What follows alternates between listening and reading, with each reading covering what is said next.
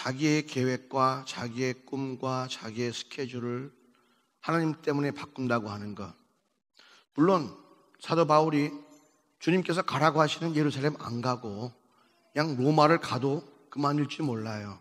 왜? 자기가 약속한 것이니까 그냥 그 약속을 지키기 위해서 로마 교회를 방문해도 문제가 없을지도 몰라요. 그런데 사도 바울은요, 그런 삶을 원치 않았던 거죠. 사도 바울의 삶은 예수님께서 온전히 성령에 충만하여 성령님의 인도하심을 받은 것과 똑같이 자신의 삶도 성령님께서 인도해 주시는 삶을 살고 싶었던 거예요. 그래서 그가 자기의 플랜대로, 자기의 계획대로 하지 않고 하나님께서 말씀하시는 대로 예루살렘으로 가는 겁니다. 여러 번 계획을 바꿨는데 이번에 또 바꾸고 싶겠어요? 한번 생각해 보세요. 간다 그랬는데 이번에 또 못 가게 됐다고 얘기하면 얼마나 답답하시겠냐고요. 박원 목사님께서 예수를 만들기 강사로 온다 해놓고 안 오고 또 안 오고 몇 년 또 하나 보세요. 예. 이게 예수를 만들기 강사로 박원 목사님을 초청한 우리 입장에서는 얼마나 이거 화나는 일이 아닐 수가 없잖아요. 사도 바울은 그렇게 자기가 욕먹을 걸 각오하더라도, 로마 교회 교인들로부터 그렇게 욕먹을 걸 각오하더라도 하나님께서 원하시는 일을 감당하는 거예요. 그죠? 하나님께서 원하시는 일을 감당하는 거예요. 저 마게도니아와 아가야 지방에서 이방인 교회들이 헌금을 거뒀어요. 무슨 헌금이냐?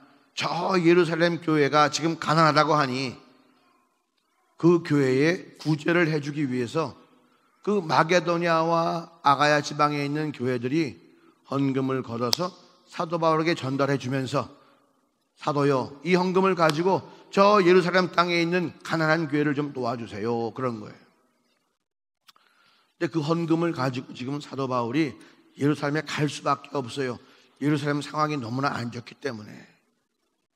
그래서 사도 바울이 자기의 생각과 계획을 꺾어버리고 자기의 명예가 실추되는 한이 있더라도 하나님의 일을 감당하려고 예루살렘으로 내려가는 겁니다. 그 마게도니아와 아가야에 있는 교회들은 어떠한 교회냐? 그죠? 그 교회는 이방인들이 중심이 된 교회죠.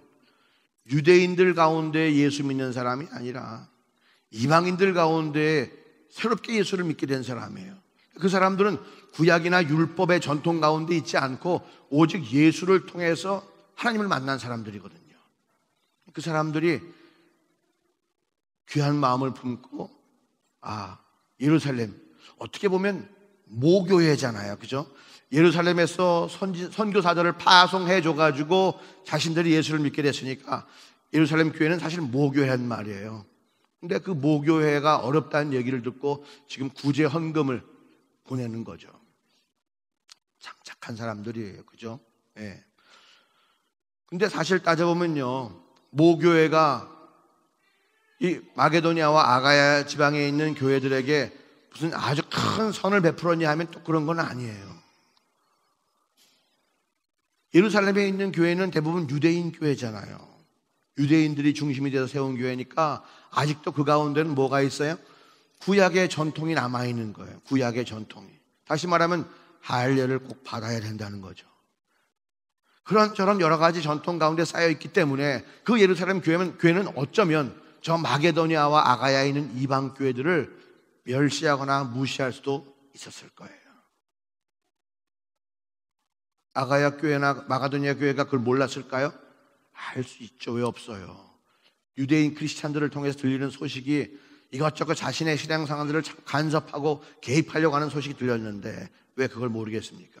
그럼에도 불구하고 이 마게도니아와 아가야에 있는 교회들은 예루살렘 교회가 힘들다는 얘기를 듣고 헌금을 걷어서 그 교회를 구제해 주려고 하는 거예요. 얼마나 귀합니까? 그죠? 그래서 사도 바울이 이제 그 헌금을 가지고 가는 거죠. 예루살렘으로 갑니다. 근데 사실 예루살렘으로 가는 것 자체가 사도 바울에게도 굉장히 큰 도전이에요. 왜냐하면 유대 땅에는요, 크리스찬보다는 유대인이 훨씬 많잖아요. 그리고 이방인과 사귀는 것을 아주 싫어하는 그런 열심당원들의 전통을 갖고 있는 사람들이 많거든요. 어떻게 유대인으로서 예수를 믿건 안 믿건 떠나서 어떻게 유대인으로서 이방인과 같이 할 수가 있어? 이방인을 위해서 뭘 할 수가 있어? 이렇게 의로운 사람들이 많이 있단 말이에요. 그러니까 사도 바울이 예루살렘에 가는 것은 예수를 믿고 안 믿고를 떠나서 이방인을 위해서 무언가 일을 한다는 사실 때문에 유대인들로부터 많은 핍박과 어려움을 당할 수 있는 게 있고요. 또 나아가서 유대인들이 예수를 믿는 자신들의 전통을 배신하고, 그죠? 예수를 믿는 이 사도 바울을 가만히 놔둘 수가 없죠. 아니, 유대 사회에서 좋은 건 다 받아먹었잖아, 사도 바울이. 그잖아요. 좋은 교육 다 받았잖아요. 좋은 일 다 했잖아요. 자기가 앞장섰잖아요. 좋은 건 다 받아놓고서 이제 갑자기 유대교를 배신하고 예수 그리스도를 믿는 그러한 기독교로 자기가 개종하고 거기 사도가 되었다는 사실은 유대교 전통에서 비춰봤을 때 이건 가만 놔둘 수가 없는 거죠. 그러니까 예루살렘에 가면 사도 바울은 주변에서 많은 사람들이 그를 해하고 죽이려고 준비하고 있는 곳이에요. 그런데 사도 바울은 성령님의 음성을 들었기 때문에 그렇게 순종하는 사람으로 바뀌어서 주의 복음을 들고 거기까지 갔단 말이에요. 죽을 각오를 하고. 그러니까 성령이 충만한 사람은요, 자기의 꿈과 계획을 따르지 아니하고 죽음을 불사하면서까지라도 하나님 말씀에 순종하려고 하는 사람이에요. 지금까지 우리가 성경을 쭉 보면 성령이 충만한 사람, 다시 말하면 하나님의 마음을 누구보다 잘 알아주는 사람은 자기의 모든 것을 포기하고 아버지의 뜻을 이루기 위해서 그러한 길도 불사하고 갔던 사람들이죠. 뭔가 자신도 유익을 보고 하나님께도 영광 돌리는 그러한 삶과 그러한 생각에 묶여져 있는 사람이 아니라 모든 것을 다 내어 던져서 오직 하나님만을 위해서 사는 사람이 바로 성령으로 충만한 사람이다 하는 거예요. 누구처럼? 사도 바울처럼? 누구처럼? 예수님처럼. 우리 그 사실을 분명히 알아야 되는 거예요. 성령이 충만한 사람은 뭐 방언하고 무슨 예언하고 병 고치고 귀신 쫓고 능력을 행하는 그러한 게 한정되는 사람이 아니고, 성령이 충만한 사람은 하나님 마음을 통째로 알아주는 사람이란 말이에요. 여러분, 우리가 남편이 아내의 마음을 알아주고 아내가 남편의 마음을 알아주고, 이거 자체가 얼마나 큰 사랑입니까?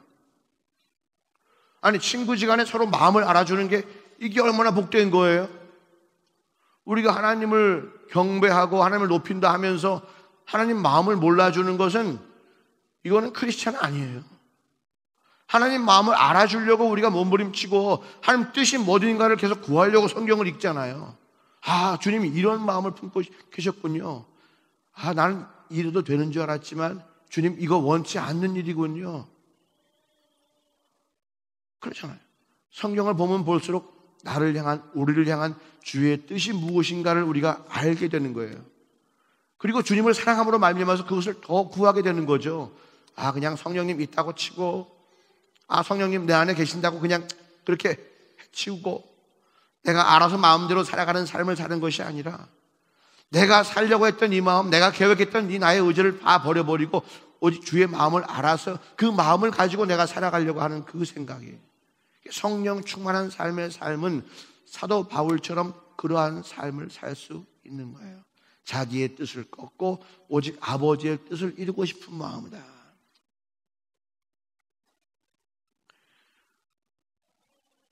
우리가 성령 충만을 구한다고 해서 하루아침에 모든 것이 다 그냥 해결되는 것은 절대로 아니에요. 사도 바울도 보세요. 그가 청년 사울이었을 때에, 그죠? 예수를 믿기 전에 그가 다메섹 도상으로 예수 믿는 사람을 잡으러 다녔잖아요. 예. 그러다가 주의 빛을 보고 하나님의 영광을 보고 예수 그리스도의 음성을 듣고 그가 성령님의 이끌림 받아가지고 그때부터 변화되기 시작했죠. 그죠?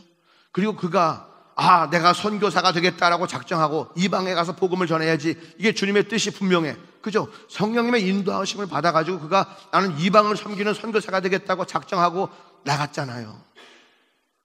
첫 번째 선교에 누굴 데려갔죠? 바나바와 함께 갔습니다. 바나바가 누굽니까? 자기를 다른 사도들에게 소개시켜주고 예루살렘 교회에 소개시켜주고, 이 사도 청년 사울은 더 이상 이제는 유대교에 속한 자가 아니라 이 사람은 예수를 만난 사람입니다. 이제는 우리가 이 사람과 함께 해도 됩니다라고 하면서 청년 사울을 갖다가 예수 믿는 교회, 예루살렘 교회로 인도해 준 사람이거든요. 그 사람과 함께 어디 갔어요? 선교여행을 갔잖아요. 그런데 1차 선교여행을 쭉 갔는데 누굴 또 데리고 갔죠? 바나바의 동생, 바나바의 조카 누구예요? 마가를 데리고 갔잖아요. 그런데 가다가 마가가 힘드니까 어떻게 돼? 선교하다 말고 중간에 돌아온 거예요. 근데 그거를 사도 바울이 용서했어요? 용서 못했어요? 못했지. 이놈의 자식, 사나이가 한번 결단했으면 끝까지 가는 거지. 죽더라도 가는 거지. 그걸 중간에서 포기하고 돌아가? 이 쪼잔한 인간 같으니라고. 그러면서 2차 선교여행을 딱 떠날 때 뭐라 그럽니까? 바나바가 마가를 다시 데리고 가자고 딱 얘기하니까 안 됩니다. 단칼에 거절해버리. 안 됩니다. 나는 마가하고는 죽으면 죽었지 선교 갈 수 없습니다. 칼로 딱 잘라버렸다고요. 그러니까 마가가 어떡합니까? 바나바가 어떡하죠? 마가를 데리고 자기는 다른 섬으로 선교하러 가고, 바울은 신라와 또 신라를 데리고 자기의 길을 또 올라가는 거예요.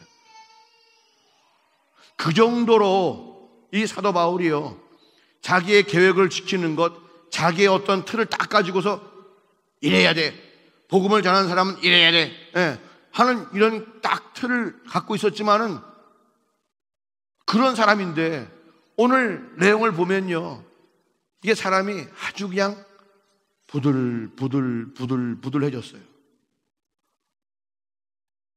아니, 사도 바울이 예루살렘으로 가겠다면 가는 거지, 로마 교회 내가 미안해, 내가 갔다가 꼭 다시 올게, 내가 다시 올 때는 꼭 좋은 소식 가지고 올게, 그때 만나, 기도해줘, 날 위해 기도해줘, 우리 같이 기도하면서 서로 평강하자, 예수님의 은혜가 너에게 있기 원하고 성령님의 사랑이 너에게 있기 원하고 우리가 그 안에서 함께 기도하자.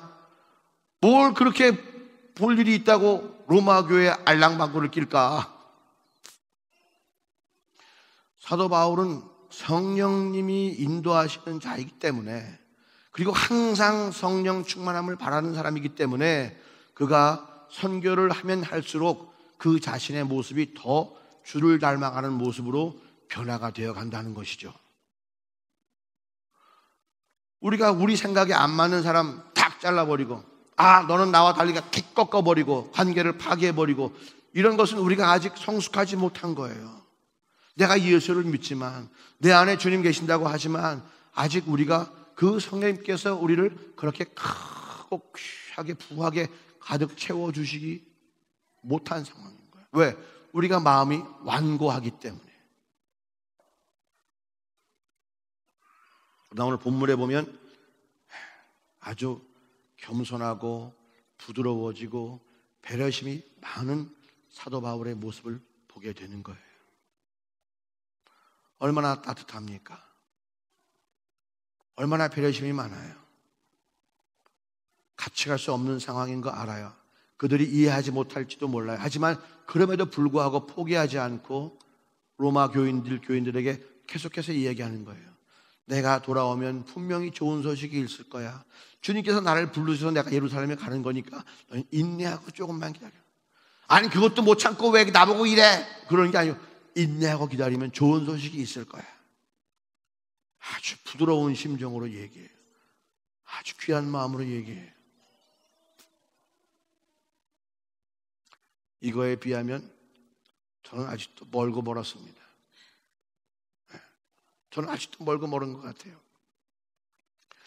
예전에 우리가 이제 매년 예수걸 만들기를 하잖아요. 예전에는요, 예수걸 만들기쯤 되면 제 눈에서 아주 빛의 광선이 나왔어요. 그래가지고 너 가 안 가? 가지? 너는 가 안 가? 가? 그지? 딱 이러다가 너 왜 안 왔니? 아주 그냥 눈을 딱 부라리고 너 왜 안 왔어? 아니, 말해봐, 너 왜 안 왔냐니까? 아니 주님이 잔치를 벌려놓고서 너 오라고 하는데 너 왜 안 왔어? 말해봐. 아주 그냥 끝까지 속을 후비고 들어가가지고 그 안 오려고 하는 그 마음을 내가 꼭 건져내야 내 속이 시원했다고. 근데 그 마음이 변했느냐? 그 마음이 변했겠어요? 요즘 좀 변하려고 그래요. 네. 너무 안타까우니까 사도 바울처럼 성령이 충만하면 그래 같이 가자 하든가, 못 갔지만 다음에 은혜 받자 하든가 그럴 텐데 난 정말 모진. 주님이 그렇게 상을 펴놓고 그냥 오락하는데 왜 안 오는 거야? 왜 은혜 받자고 하는데 왜 안 받는 거야? 왜 그리고 예수 믿는다고 그런다는 거야? 내 속이 정말 여러 가지 안타까운 사정들도 있겠지만은 목사의 마음은 그렇다고 하는 거예요. 사도 바울은 주님을 믿기 때문에 성령이 충만하니까 주님께서 어떻게 역사하실지를 다 알고 그러한 사람들에게도 손을 내밀어요. 오늘 이 구절 읽으면서 참 너무나 감동받은 게 그거예요. 우리 28절 29절 봅시다. 그러므로 내가 이 일을 마치고 이 열매를 저희에게 확증한 후에, 무슨 말이냐면 내가 이제 헌금을 가져가서 예루살렘 교회에 다 전달하면 이제 분명히 예루살렘 교회의 사람들의 마음이 열릴 거야. 어떤 거냐면 우리가 지금까지 저 마게도니아 교회는 이상한 교회야, 아가야 교회는 이상한 교회라고 했지만은 이제 그 마게도니아 교회와 아가야 교회에서 헌금한 내용, 즉 다시 말하면 예루살렘 교회를 향한 그들의 사랑의 마음을 가지고 내가 가서 그들의 사랑의 마음을 전해주면 예루살렘 교회의 마음의 문도 활짝 열릴 거야. 성령님 역사하실 거야. 그래서 그 일을, 그 열매를 확증한 다음에 예루살렘 교회가 하나님 살아계심과 성령 역사하심과 사랑의 놀라운 능력을 이해한 다음에 내가 그것을 가지고 너희에게로 가겠단 말이에요. 내가 너희에게 나갈 때에 그리스도의 충만한 축복을 가지고 갈 줄을 아노라. 사도 바울이 내가 이제 너희를 방문하면 그 축복의 소식을 가지고, 승리의 소식을 가지고 내가 너희를 방문할 것이다. 그러니까 다시 말하면 사도 바울의 마음속에는 로마 교인을 뭐 판단하거나 정죄하거나 무슨 몰아붙이거나 이런 마음이 있는 것이 아니고 그들에게 기쁜 소식을 전해 주어서 그들도 하여금 마게도니아 교회와 아가야 교회처럼 하나님의 사랑을 선포하고 전할 수 있는 교회, 주 안에서 모든 것을 용납하고 이해할 수 있는 그러한 교회로 거듭기를 사도 바울이 진심으로 바란다는 거예요. 그러니까 성령이 충만하기 때문에 사도 바울이 판단과 정죄에 앞서서 그들을 향하신 한 아버지의 뜻을 알아서 그 뜻대로 입술을 열어 말하는 거예요. 그러니까 사도 바울의 마음도 예전엔 마가를 대할 때처럼 야 이 자식아 네가 인마 인간으로서 그럴 수가 있냐 그런 태도가 아니라 이젠 다 그런 태도는 다 사라지고 그 강팍함은 다 사라지고 이제 정말로 귀하고 복된 마음을 가지고 교회를 대할 수 있는 그 마음이 사도 바울에게 임했다는 거죠. 주님의 일을, 그죠? 사도 바울을 변화시켜 주신 성령님의 놀라운 능력. 예수님 나타나셔서 그에게 사랑을 선포하시고 그로 하여금 회개하고 주께로 돌아오게 하시고, 그리고 이제 성령을 계속 부어주셔서 그로 하여금 정말로 성령님께서 빚으시는 그러한 사람, 하나님 마음을 정말로 잘 알아주는 그러한 사람, 자기의 기준과 자기의 판단과 자기의 철학과 자기의 계획이 아닌 오직 하나님의 심정을 가지고 이 땅에서 일을 해나가는 그러한 사람으로 그가 변화했다. 결국 왕들 앞에서도 두려워하지 않고 복음을 전하고, 자기를 죽이려고 하는 자들 앞에서도 두려워하지 않고 복음을 전하고, 십자가에 달리면서까지 끝까지 그 기쁜 마음과 그 온유한 심정을 포기하지 않고 성령이 충만하여 하나님을 기쁘시게 하는 영광의 삶을 마감하였다는 거죠. 우리가 이 땅에서 바라야 할 것이 무엇인가? 이 땅에서 정말 주님을 기쁘시게 할 수 있는 사람이 어떠한 사람인가?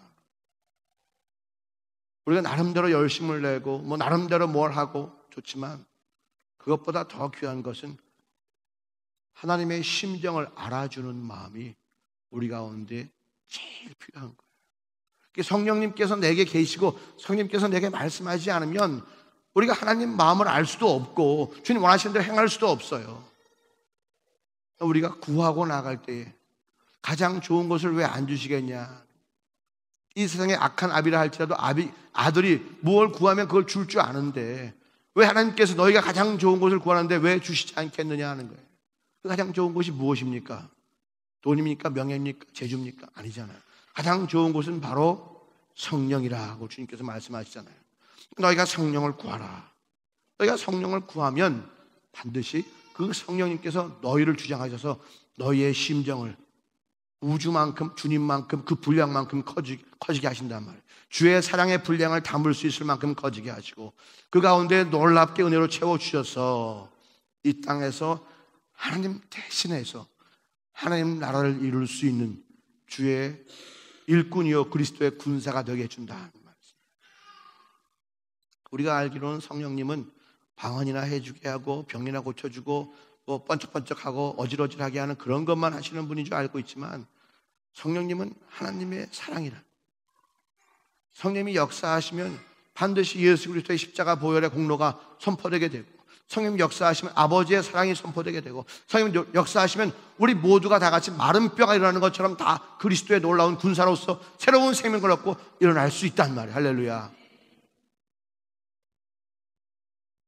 부럽지 않습니까? 사도 바울처럼 주님 마음 가지고 사는 거 부럽지 않습니까?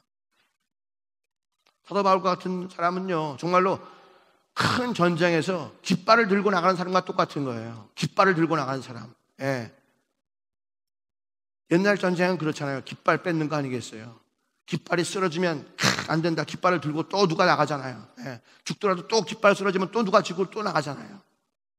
사도 바울 같은 사람은 승리하기를 원하시는 주의 마음을 너무나 잘 알기 때문에 그 마음을 담기 위해서 그 마음을 가지고 승리하기 위해서 무진 애를 쓴 사람이고 그리고 그것을 누구보다도 마음껏 이 땅에서 누리고 간 사람이라는 거예요.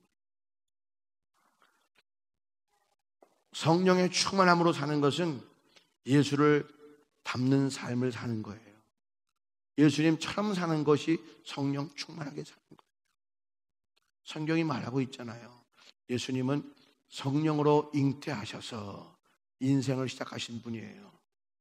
성령의 인도하심을 받아서 애굽까지 가시고 공생애를 시작하실 때도 성령의 인도함을 받아서 마귀에게 시험 받으시고 또 성령으로 모든 기적들을 일으키시고 성령의 능력으로 십자가까지 지시고 성령의 주시는 생명의 능력으로 부활하시고 성령의 인도하심 받아 승천까지 하시고 우리를 위해서 그 성령님을 이 땅에 보내주신 분이 바로 예수님이시다.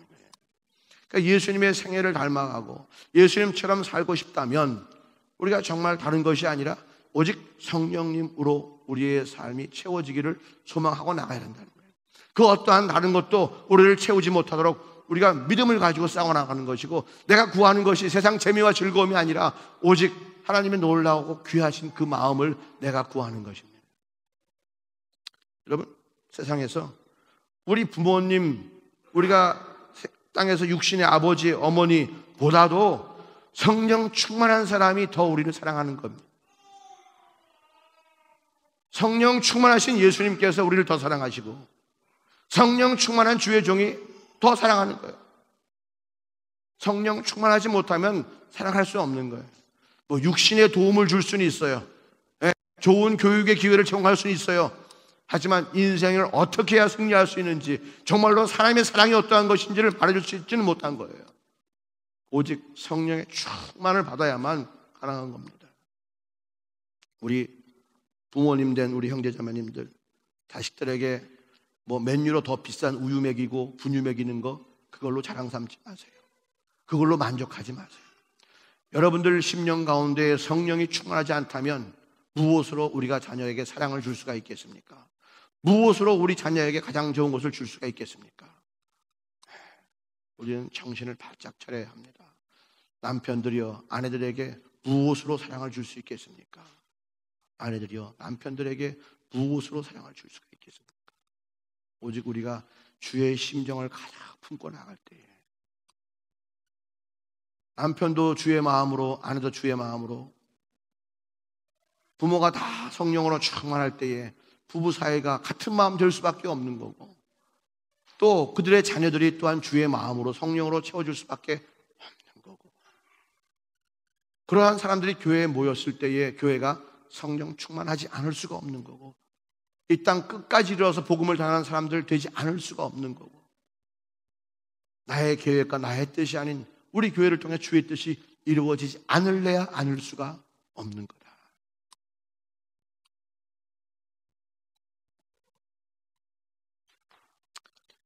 성령이 충만하면요, 사도 바울처럼 그렇게 자신의 뜻을 포기하고 자신이 변화되어서 세상 가운데 사랑을 다 베풀 줄 알게 돼요. 그 대표적인 예가 바로 오늘 마게도냐와 아가보에 있는 교회입니다. 이방인들로 구성된 교회고, 저 본토 예루살렘으로부터 핍박도 받고 때로는 조롱도 받고 멸시도 받았지만, 그러나 그들은 성령 충만한 사도 바울을 통해서 교육을 받고 예수를 만났기 때문에 마땅히 자신들이 해야 될 도리가 무엇인지를 알고 행하는 자였습니다. 마땅히 자기 자신들이 해야 할 일이 무엇인지를 알고, 우리가 저 예루살렘 교회에게 은혜를 받았으니 저 예루살렘 교회가 어렵다고 할 때에 우리가 받은 그 신령한 은혜를 육적인 것으로라도 우리가 갚아야 되지 않겠느냐라고 마음을 먹고 나가는 교회예요. 성령이 충만하면요, 사람이 마땅히 해야 될 도리가 무엇인지 알아요. 우리가 윤리교육을 받고 도덕교육을 받아가지고 그것을 아는 것이 아니라 주의 뜻이 우리 가운데 충만하면 세상에 그 어떠한 도덕률과 어떠한 윤리규범보다도 더 높은 뜻을 이룰 수가 있기 때문에 삶 가운데 거룩함과 경건함과 아름다운 모습들이 넘쳐날 수밖에 없는 거죠. 누구는 은혜를 받고 누구는 교회 생활하면서 이렇게 마게도냐와 아가야 사람들처럼 사도의 마음을 알아서 성령에 충만하여 주의 뜻을 알아서 없는 살림에 그래도 보태려고 애를 쓰는 그러한 교회가 있는 반면에, 로마 교회는 어떤 교회입니까? 아니, 사도가 말이야 약속했으면 지켜야지 말이야, 약속도 안 지키면서 당신이 무슨 사도라 그래. 사도 바울이 도움을 받기는커녕 오히려 위로해 줘야 돼요. 그래 어이구 그래 알았어 그래 같이 가자. 사도 바울의 짐이잖아, 짐.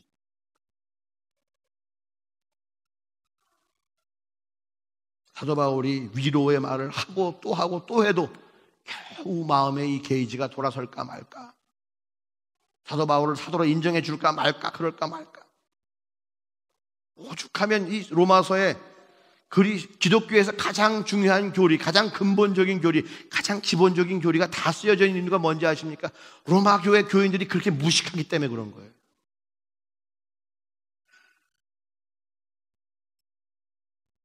세 번째, 어떤 교회가 있어요?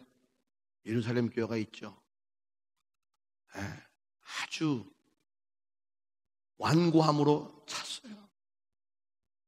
지금 모습은 완고한 모습이야.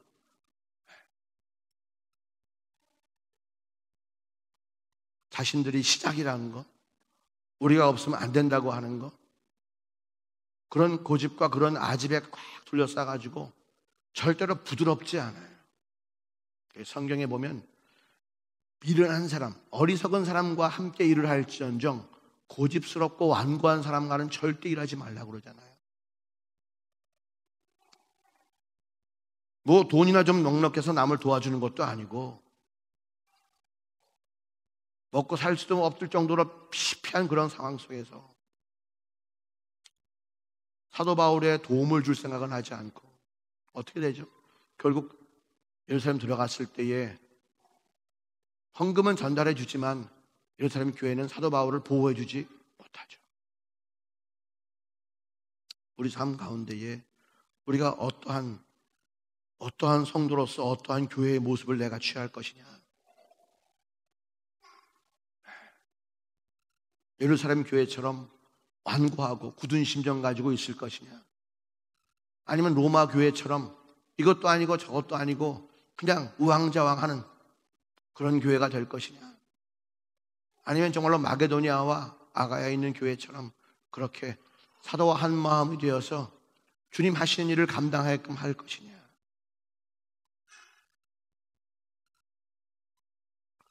성령이 충만한 사람은 자기 깃발을 들고 달려가다가 죽으면 그만이에요. 그는 그 사람이 할 일을 다 했어요. 골고다 언덕을 점령하건 점령하지 않건, 시온산을 점령하건 점령하지 않건 그게 문제가 아니라 그는 주님께서 원하시는 깃발을 들고 달려가면 되는 거예요. 사도 바울은 자기가 할 때 다 달려갔습니다. 경주하는 사람과 같이 그 깃발을 들고 달려갔습니다. 남이 옆에서 이러쿵저러쿵 비난을 해도 그는 자기 길을 다 간 거예요. 주님 보시기에 주님께서 그를 완전히 깨끗하게 쓰시잖아요. 그죠? 예. 마치 꼭 그런 것 같아. 떡볶이, 오뎅, 고추장 소스가 잔뜩 있어. 떡 다 먹고, 오뎅 다 먹고, 밥 쫙 비벼가지고 소스까지 다 먹고 좀 남았어. 식빵 반쪽 쭉 잘라가지고 샥 닦아가지고 딱 먹는 것처럼 사도 바울의 인생은 하나 버릴 것 없이 깨끗하게 하나님 아버지를 위해서 온전하게 쓰임받는 인생으로 딱 끝났다는 거예요. 주님 만나러 갈 때에 얼마나 기뻤을까? 주님 만나러 갈 때 얼마나 기뻤을까? 이것도 아니고 저것도 아니고 이러지도 못하고 저러지도 못하고 언제까지 우리가 인생을 우왕좌왕하며 살 것인가? 우리가 마음의 결단을 분명히 하길 바랍니다. 우리 모두가 사도 바울처럼 성령이 충만한 사람 되기를 소원합니다. 그리고 그것을 진심으로 구하는 사람 되기 바랍니다. 남들 주변에서 잘 믿는 사람 흉내내지 마세요. 성경에 나와 있는 예수님 흉내내세요. 성경에 나와 있는 사도들 흉내를 내세요. 그들이 무엇을 구했고 무엇으로 충만해서 어떻게 살았는지. 그들은 돈으로 인생을 살지 않았어요. 남들의 시선에 의지해서 인생을 살지 않았어요. 근심 걱정 피해 다니면서 인생을 살지 않았어요.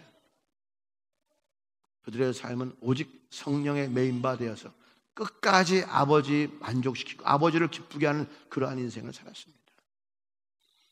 우리의 삶이 남들 보기엔 어떠한 모양이 될지 모르겠지만 그것은 나를 높여주지 못하고 나를 깎아내리지도 못하는 것이요. 내 인생의 심판자는 바로 주님이십니다.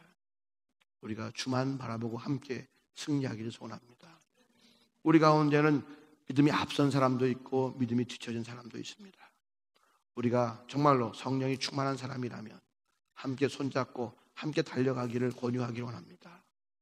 우리가 아직도 신앙이 낮은 사람이라면 그 초대와 그 초청에 마음을 같이 하고 같은 마음 품어서 좋은 것 있으면 같이 누리고 같이 복받는 사람 되기를 소원합니다. 그래야 변화가 되는 것입니다. 그것을 거절하면 변화의 기회가 없습니다. 제가 오늘 칼럼에도 썼지만 잘 되는 집안은 계속 잘 됩니다. 근데 안 되는 집안은 계속 안 되는 그 쳇바퀴를 돌 수밖에 없습니다. 그 쳇바퀴를 끊어줘서 안 되는 그 저주의 쳇바퀴에서 끊어져서 잘 되는 축복의 쳇바퀴로 바뀌어가려면 우리의 힘으로는 될 수가 없는 거고 그것을 바꿀 수 있는 것은 세상엔 절대로 없습니다. 오직 주님의 은혜입니다. 그러기에 우리가 성령님을 구해야 되고 그러기에 우리가 예수 피의 공로를 인정해야만 하는 것이고 아버지가 나를 사랑하는 것을 매일매일 기념하고 또 기념해야 되는 것이에요. 그렇지 않다면 우리는 계속해서 이 저주의 쳇바퀴 가운데서 벗어나오지 못할 것입니다. 평생 한 번도 이 축복의 쳇바퀴를 타보지 못하고 순종해서 은혜 받았어. 은혜 받으니까 또 감사하고 더 순종하고 더 큰 은혜 받고 더 감사하고 더 큰 은혜 받고 이 축복의 수레바퀴를 우리가 계속 타가면서 우리 인생에 정말 주님께서 허락하시는 만복을 누리는 여러분 되기를 주의 이름으로 진심으로 축원합니다. 기도하겠습니다.